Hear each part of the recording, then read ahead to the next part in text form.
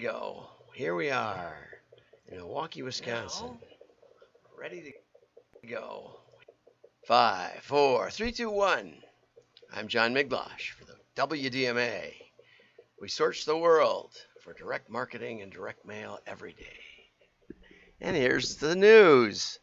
Okay, the teens are taking over the movie theaters. And amazingly, they've got their own dress code, which theaters are banning.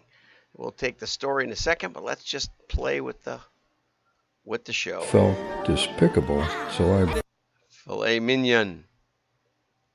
Anyway, there's a whole group. They're doing tickets for 40 Minions, please. They come in big groups. They throw bananas at the screen, apparently. They talk through the movie. They clap in unison. And they do Minion kind of stuff. I don't know what that guy's doing. Well, anyway, so you get the gist of it. Now let's get over to the articles. Here we go. Okay. Teens are changing the movies forever.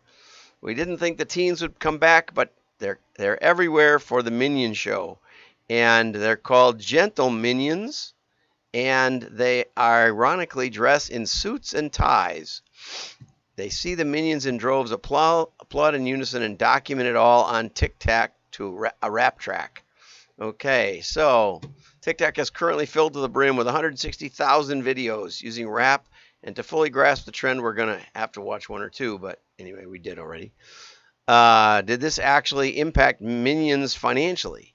Well, Minions blew past its 65 to 75 million projection and hit 125 million over the weekend.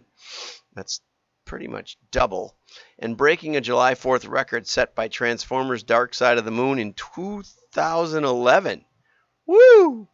Unfortunately, the hordes of unaccompanied minors, or minions, can be disruptive. Who knew? Some theaters in the UK have had to issue refunds to moviegoers, cancel future showings, or straight up refuse entry to people wearing suits, though some have tried to sneak around it.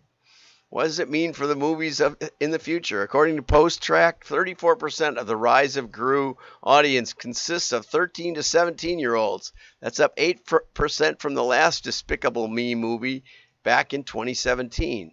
That means with a meme, teens seemingly made Minions relevant for the entire demographic thought to have been aged out of the film themselves. For everyone from studio makers to concession workers, it's got to be fascinating to see teens coming back to the theaters for the Minions. Who knew? Impossible. But clearly it's possible, and despite the Gentle Minions trend being started authentically, expect studios to try and manufacture more trends like it in the future, of course.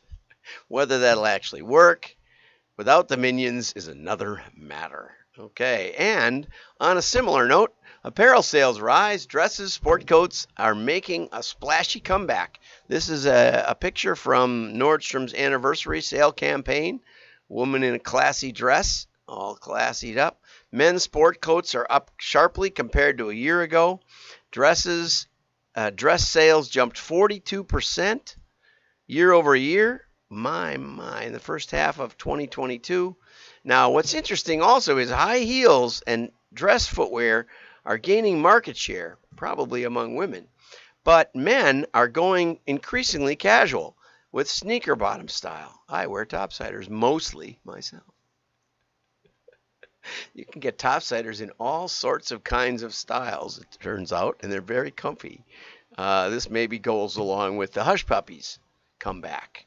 Okay, there was an interesting article in Adweek by Robert Callara, and it's about the Men's Warehouse founder, George Zimmer. And George Zimmer said, you'll look good in this, I guarantee it. That was he was famous for. But they kicked him out in 2013, I think. He was disgusted with the state of men's retail shopping for suits, and so he had an epiphany where a men's store cheated him out of several hundred canary yellow 100% polyester sport coats. And so he started his own store, which grew to about 1.2 billion, 450 stores, and they kicked him out in 2013. He wrote a book, but now he's busy with Generation Tux, a business that rents formal wear entirely over the internet. And he says he's grateful and thankful to be out of the operating stores. It's a nightmare out there now. He says he thinks that the stores will be finished. Now, that's probably good news for the catalogers of the world. I bought a couple of suits from catalogs. I was supposed to play the piano for a wedding. I didn't know until like Saturday of the week before. And so we got online. I think we ordered from Paul Frederick, which we had an affiliation with. And it got there by Tuesday. We had it altered by Thursday, and I was ready for the wedding on Saturday. And there you go. And it was $100 suit or something, but it looked fine. It's black. Now I always try to wear better suits than that. But in a pinch, I'm more likely to get my size closer to my size online than I am in a store.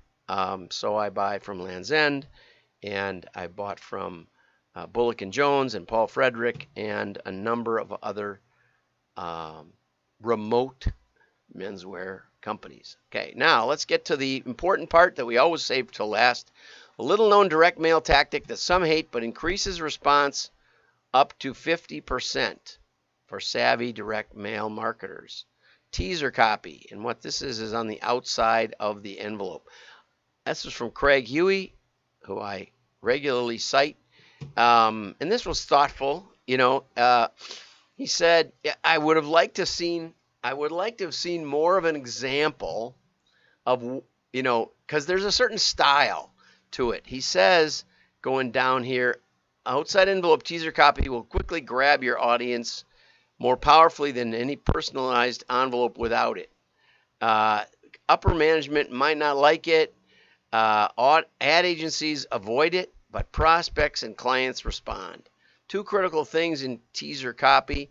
It has to complement your message. It sets the stage for your lead or sale, sets the stage for your response, makes it clear. One of the things that's really important that people lose sight of is that here's some teaser copy. Look at this. I'm trying to remember what was this anyway. Oh yeah, timeshare. Probably you can't see it, but anyway, it says, final notice, verification of delivery information requested, important correspondence enclosed, urgent, time-sensitive material, personal and confidential. Okay, then it has my address. Nothing on the back, though. Absolutely blank on the back, which is probably a mistake according to Huey. And then it has what looks like a relatively standard sort of business envelope. It says seminar. It's a seminar according to a seminar in Brookfield at the Sheridan, and it's about some kind of travel club that they're gonna include $150 of gas and a retail value of $1,500. So probably should show it to my wife. She might like this. Promotion travel specialist. Anyway, teaser copy right there. So it has to catch attention, arouse, spark curiosity, and the only purpose of the teaser copy is to have your prospects or client rip open the envelope. And the problem with this one was that it's one of these three-sided things that you got to tear apart, and I just have a hard time getting into those. Craig says he's tested over 7,000 teaser copy approaches. It's a key to making it work, right? Here's the only purpose of the teaser copy is have your client rip open the envelope. Well, if you've got one of these self-mailers, you have to. And I don't know if you saw earlier in the week, I had to rip open the Dell mailer. I just couldn't. I think it was last Friday. I just couldn't get it open, no matter what. It was glued shut. I couldn't figure it out, so I just tore it in half. So you want to put it on the back and the front, not just the front only. That can increase your response 5 to 25%. Just putting it on the back. Also, they should know that. They should call Craig. Okay, business to business, it can work as well. One of the things that he used was a red stamp, like a rubber stamp, that said free investors alert, enclosed. This bargain stock could bring you profits of 50% within the next 6 months, 1,000% over the next 3 years. And that might have been, I don't know, this didn't have anything to do with travel on the outside. It didn't basically say save $1,000 on your next vacation or $1,000 worth of travel vouchers or something to connect me with, this isn't an IRS notice or something. I think they wanted me to think it was. So it's better to connect it with the offer itself. Oh, hi, Jay. Jay wrote me and said, the only brick and mortar retail store I can buy my size pants is Fireman Fleet.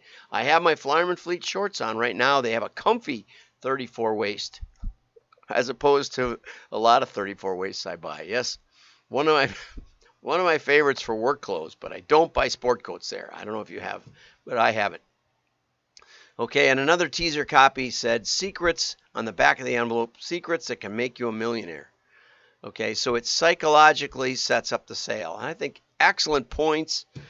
Far too many people decide that they're going to try mail, and they don't do enough to even get the thing opened, right?